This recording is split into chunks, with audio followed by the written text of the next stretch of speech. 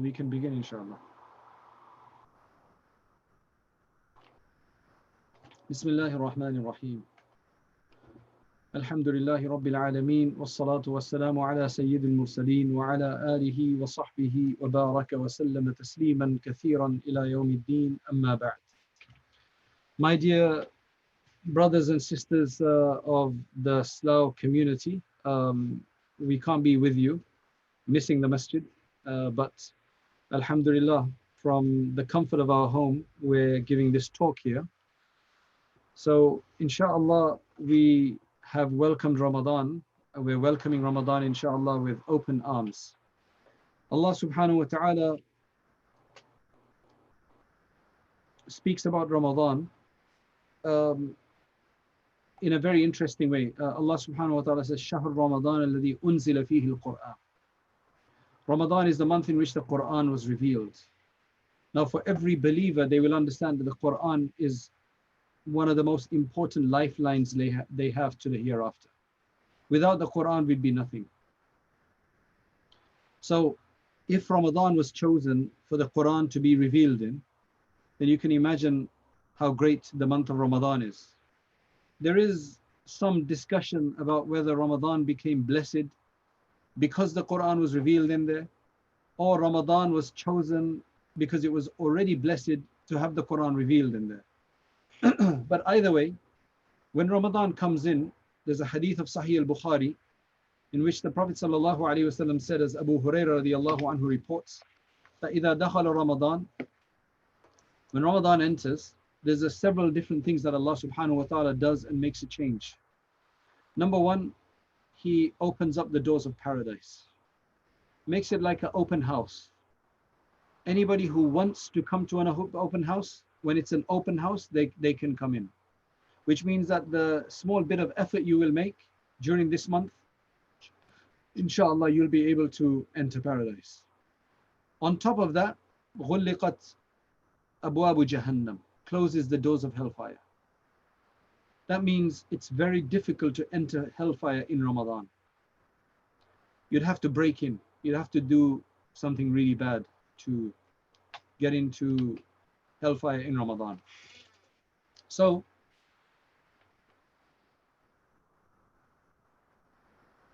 those are the two big changes. Number three, shayateen are locked up. The shaitans are locked up. So, shaitans have been locked up. And while shaitan has been locked up, we actually feel the pleasure. We actually feel the pleasure of piety. We actually feel more righteous during these days. The environment becomes like that. So all of these changes that Allah subhanahu wa ta'ala is making, it proliferates down to us.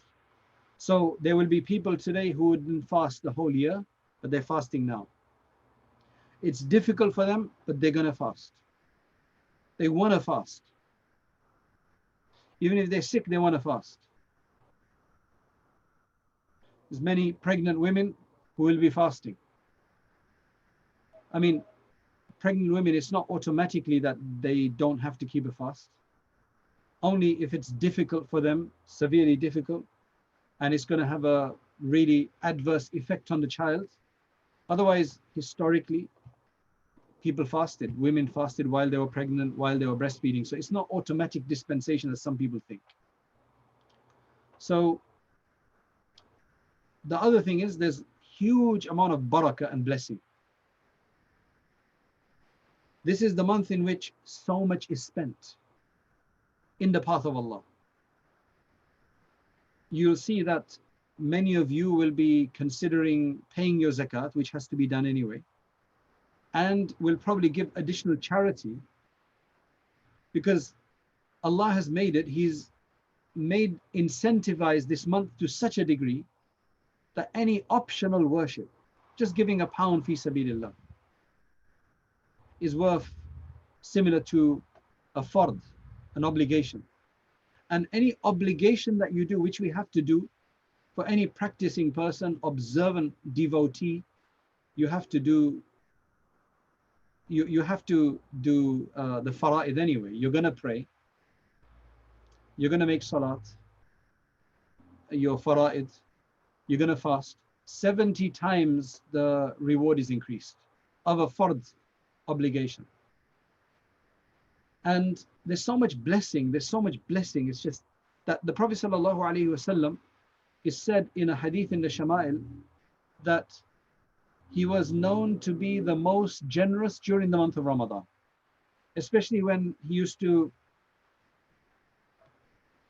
read his Quran to Jibreel, with Jibreel alayhi salam. Everything that had been revealed until then, he would recite, they would review it with Jibreel alayhi salam. And when that would happen, huge amount of generosity, especially in Ramadan, the person would become even more generous. People will become, Allah says in the Quran, كُتِبَ عَلَيْكُمُ الصِّيَامُ كَمَا كُتِبَ عَلَى الَّذِينَ مِنْ قَبْلِكُمْ لَعَلَّكُمْ تَتَّقُونَ. Fasting has been prescribed upon you just as it was prescribed upon the people before you, so that you may gain taqwa. So that you may gain taqwa. So that you may gain taqwa. Now that's very, very interesting, because this is a month where you start fasting, the whole environment that's created, the psychological motivation that you have for Ramadan, that you just feel like you want to do better, you want to give more, you want to be, you want to abstain. SubhanAllah, this is the time when we start getting all these questions from people that this is the sin I've been committing all this time. Can you help me? This Ramadan is the time I've done a lot of reflection. It's a time of great reflection, and it's for gaining piety. Just now, I'd gone out for something, and there was a street fruit vendor. Right, I was passing by, Muslim guy.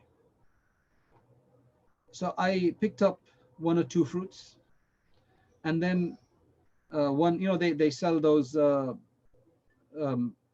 per basket, they sell per bowl, £1 per bowl. So I picked up two or three things, and then I picked up a fourth thing, and he says, "Isko chhod do, ye kharab hai andar se." He says, "Leave this. This one is bad inside." He said, "I just bought them all. All of this other stuff is fresh, but this one is bad inside." So he told me not to buy any. I gave him a lot of du'as, because he says, "Look, I could have made £1 on here, but there's no point." Why did he do that for? These guys, they don't make much profit on a £1 of bowl of, I don't know, there probably isn't much profit that they make. That £1 is valuable for somebody like that. For the rest of us who may have better salaries, £1 doesn't make a difference here and there. But for that person, every pound counts. Wallahu alam, he's on High Street North in East Ham. If anybody's in that area, maybe you should help him out. So, piety. And this is what's important that we need to use in our life. Ramadan is given us as a incentive time that stock up. Because, as I said, I'll give you another example. There's a hadith about the virtue of a single fast of Ramadan. The Prophet ﷺ said that if somebody misses a fast in Ramadan for no valid excuse, he just decided that I've got a football match on today, I'm going to feel tired, so let me just pray, let me just not fast. Or one person, he once called me, he wanted to not fast because he had a business meeting, and he says, maybe my mouth will smell, because the smells will come out and so on, which is one of the most beloved smells to Allah subhanahu wa ta'ala, because of the state that you're in. Not that he loves horrible smells, it's just that state that you've put yourself into. So I said, well, nowadays I guess you can just wear a mask anyway, so nobody will smell you. But He was wanting to, he was asking whether he can miss a fast just for that reason that every day he goes to work. Now, how long are you going to miss fast for these kind of things? This is a worship that's related to our hereafter, which is where we're all going. And around this time right now, there are a lot of people who are concerned about death, right? But then there's a lot of people who are concerned about death, but they're trying to remove that concern by trying to, I was just listening to the radio right now on the way back, and certain products, role-playing products and a few other things like that, increased in sales. And the psychologist is saying the reason is that people are doing escapism. They want to escape from this. They don't know how to deal with it. I spoke to one of my neighbors the other day. I just parked up and I was coming and I said, "How are you?" And she said, "Not too well." I said, "What's the problem?" She says, "I just can't deal with this. I want to go to my mother's grave. It's in another city. It's in Cambridge. And I can't go." Alhamdulillah, what's the beauty of Islam, that you remember your loved ones and you make some dua for them. In your house, you read some Quran and you say, "Allah, give the rewards." You give some sadaqah, online donations.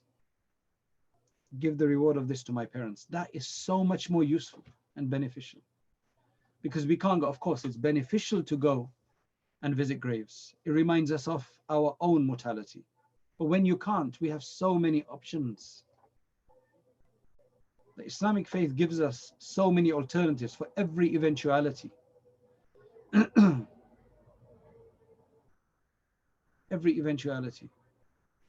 So one fast of Ramadan, if somebody decides to miss it for whatever reason, and then he thinks, regrets and says, "Let me fast for the rest of the year or the rest of my life outside of the month of Ramadan," it says that all of those additional fasts cannot make up for this one fast that he missed in terms of the reward.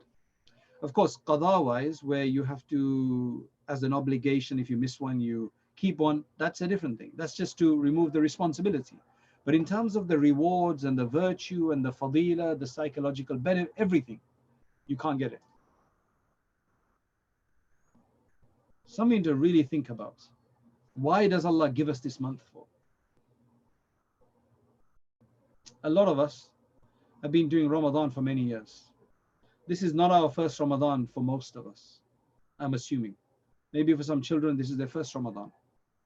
But for us adults, we've passed many Ramadans. 5, 10, 50. For some people, it'll be 50, 60, 70 Ramadans that they've done. Every year we've had this opportunity. The schedule must change. Allah changes the schedule. Opening the doors of paradise, closing the doors of hell, getting shaitan out of the picture so you actually feel that you don't feel like doing any sins. Because shaitan isn't there, so you don't feel like doing any new sins. New sins come from shaitan. And generally habitual sins come from the nafs. It's an addiction, it's a habit. If a person is a smoker or likes to have coffee at 10 o'clock every morning, just because you're fine, you're still going to feel like it for the first few days. Then you don't feel like it anymore. You must know from experience that for the first few days, if you're a smoker or a coffee drinker or food, I mean, forget coffee, forget addiction, just food. The first day, you're going to feel hungry. But then in a few days, you'll know psychologically, mind over matter, spiritually, you don't need to eat. I can't eat. You reprogram yourself, you readjust yourself. That's the exact purpose. That's the way you get taqwa, by controlling the nafs. Because Allah tells us not to eat, drink, or have sexual intercourse, which are generally permissible things in the right way and the right source, in normal times. When you're fasting, you can't. So when you're fasting, you can't. And so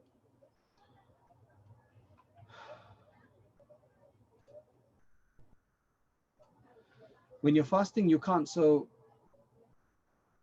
first few days, your self protests, but then you tell your ego, your desire, your habit that, look, you can't do it.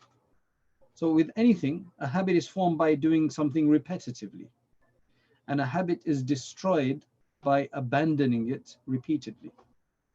In fact, the number that they give, scholars give, is that if you avoid something 7 times that you have the impulse, then that should be enough to help you kick the habit. It's haram that you're involved in, you can't help it. You have to be strong for the first 7 times. If you fail within that, you will fail. You failed.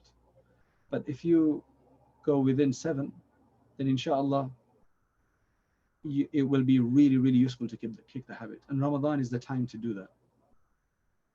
So let us think for the last however many Ramadans we're doing, that what kind of Ramadan do I want this year? It needs to be better than that one. Because when it comes to everything else, the first time that I needed a pen, any pen would have worked. Any pen. But when you use a pen frequently, you start becoming refined, distinguished, more connoisseur. So then you want specific type of pens. They must write a certain way, must perform a certain function, and so on. Likewise, when it comes to suits, the first time you needed a suit, any suit. But now it has to be a certain type of suit. Your first car, give me any car, I just need a car to drive. The exhilaration of having a car. But now there's a certain type of car that you want, or even if you don't have it, there's a certain car you would like to get, right? So with everything of the dunya, of the world, we become more refined. The first time you wanted a phone, any phone worked. But now it's a certain phone that you want. You're not going to happy with just anything, because you become more refined in your tastes. Food, everything is like that. Why not Ramadan? Why are you doing the same Ramadan that you did 20 years ago? That you've been doing for the last 50 years, 30 years, 10 years? You haven't increased on it at all. Right? If you've never finished the Quran in Ramadan, you don't even have an intention I ever will. Because I just do maybe 10 juz, 5 juz. I read for 10 minutes a day. Whatever it is, I'm not condemning anything. I'm just saying whatever it is that you do, that you did do, we need to upgrade. You can't remain on beta version of Ramadan forever. Let this Ramadan is the first day, subhanallah. And for some people, it hasn't started yet. So whatever you follow, it doesn't matter. Talk is generic. If you plan it, inshallah, you will benefit. If you plan it, you will benefit. Productivity, all productivity coaches and experts, Muslim, non-Muslim, will tell you that the way to get the most out of anything is to plan it, and then to stick with the plan. General plan, I mean, stick with it as far as possible.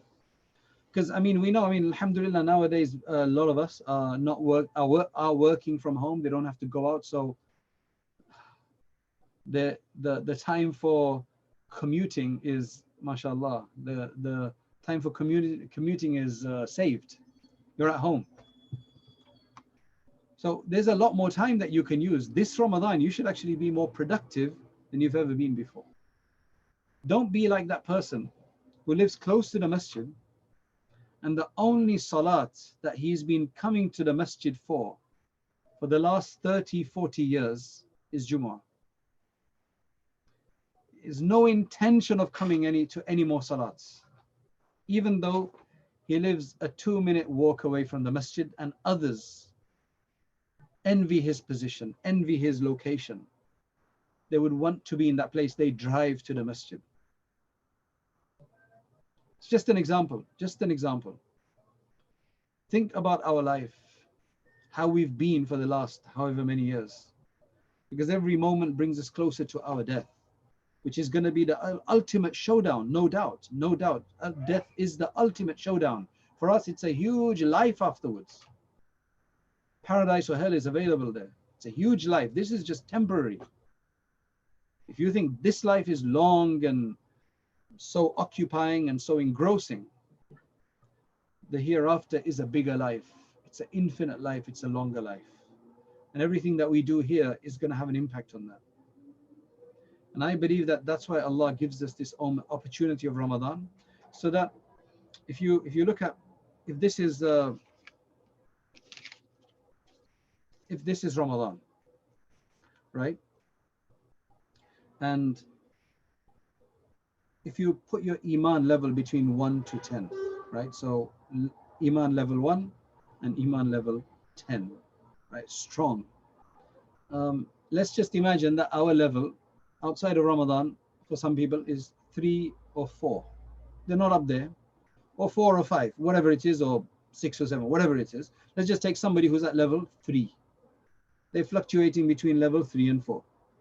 Now, when they hit Ramadan, because of all that I've just explained, generally a person's Iman increases. So from 4, he jumps to 6 and 7 maybe, or maybe even more. Now what happens is that the 30 days of Ramadan are like that. Iman level, mashallah, is doing Taraweeh prayer, reading extra Quran, giving extra sadaqah, avoiding, mashallah, many, many sins, avoiding a lot of futile time on social media, avoiding speaking about haram, looking at haram, discussing haram, etc., etc. So the Iman takes a bump, boost, mashallah. He's at 7 or 8. Now you finish Ramadan and Eid day. Are we supposed to come back to number 3 and 4 here? Yeah, like you are on 6 or 7 and then you jump back down to 3? Like I was before, I'm going to go back exactly as, alhamdulillah, it's Eid day now, I can go back to whatever I was doing. A relief that Ramadan is over. Ramadan is tough, it's stressful, no doubt. Your food timing changes. Your sleeping time changes. Your whole body physiology changes. There's huge research done on the physiological changes, biological changes, and psychological changes to a fasting person. So there's a massive change, no doubt. It is a stressful situation, no doubt. But it's temporary. To get as much as possible to develop that immunity, to develop the high level of faith. So the idea is that if we are 2 or 3 before Ramadan, we bump up to 5 or 6. Then after Ramadan, we don't want to drop back on the day of Eid or after to 2 or 3 again. We want to at least stay on, if not 5 and 6 as we got to in Ramadan. Outside Ramadan is difficult because you don't have the same environment. Shaitan is back out. The same environment isn't there. So you do drop a bit, but it doesn't have to drop back down to where you were. It can drop back down a bit, but then that becomes our new norm, the higher norm. So if our average was 2 to 3 level Iman, now it should be 3 or 4 or 4 or 5 now. So that inshallah, when the next Ramadan comes, we can boost it even further. And people have said that when they've made a special effort in Ramadan, Allah has protected them for so many months afterwards, depending on the amount of effort they've put in. No doubt.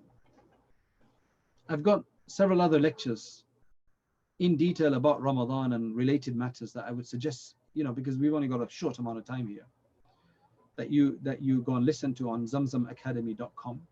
Right? It's got several and related aspects of Taraweeh and all of this other stuff right on there. So please feel free to go there and listen to some of the other lectures, because we have to condense what we have here. So I'm going to pray to Allah subhanahu wa ta'ala that Allah subhanahu wa ta'ala grant us, make this Ramadan for us better than any Ramadan before it. This has to be a better Ramadan than all the Ramadans beforehand. For that, we have to just plan that, okay, I did this much Quran last time, this is how much I'm going to do. Last time I wasn't able to avoid watching these certain shows, right? Even if that's things like Irturul or whatever, it's all a waste of time at the end of the day. It may be better than some other stuff, but it's still a waste of time, especially in the month of Ramadan.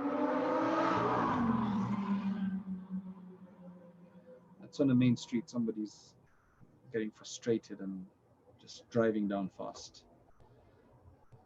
You don't have to become crazy like that. For the Muslim, all the situation is good. Difficult situation, then they must make sabr. Good situation, you make shukr. Alhamdulillah. So we want to make this Ramadan better than any, and make that dua to Allah. Oh Allah, make this Ramadan for me better than any Ramadan before it. And allow us to become closer to you than we've ever become before. And allow us to then remain closer to you than we've ever been before. And grant us Jannatul Firdaus. And write us to be freed from the hellfire. Every night, Allah writes certain people who He sees to be doing the right thing. Okay, these people are exonerated. They've got a freedom ticket. Remember, it's only 30 days. Think about business people. If you are a business people, when it's special business time, like, I don't know, Christmas time or whatever, where your stuff really sells. That is a time when businessmen, those who are involved, they will sacrifice their sleep, sacrifice their feeding time, eating time, because they know that if I really make the effort now, I'm gonna have a huge profit. And that's exactly what this Ramadan is like that. Don't look at your comfort. Push yourself reasonably to be able to do as best as you can. So Allah subhanahu wa ta'ala, I'm going to ask you to please, in this blessed month when du'as are accepted, to remember me and my family as well in your du'a and all of our projects. And I ask Allah that Allah bless you all and make this Ramadan for you better than any Ramadan before it. So again, Allah subhanahu wa ta'ala reward you and make all of these days blessed days, and every day better than the previous one, and this Ramadan better than the previous ones. And again, if you need anything else, you can check out our website, zamzamacademy.com. zamzamacademy.com. Jazakallah khair. Assalamu alaikum wa rahmatullahi wa barakatuh. Also, another thing is that if you go to zamzamacademy.com, I mean, unless you already signed up to certain programs, we're actually doing a 30-day tafsir of 30 juz. You can find the information on zamzamacademy.com, I think, right? 30 days for 30 juz. You can check that out. Of course, if you've got local programs, then you should give them preference anyway. Assalamu alaikum wa rahmatullahi wa barakatuh.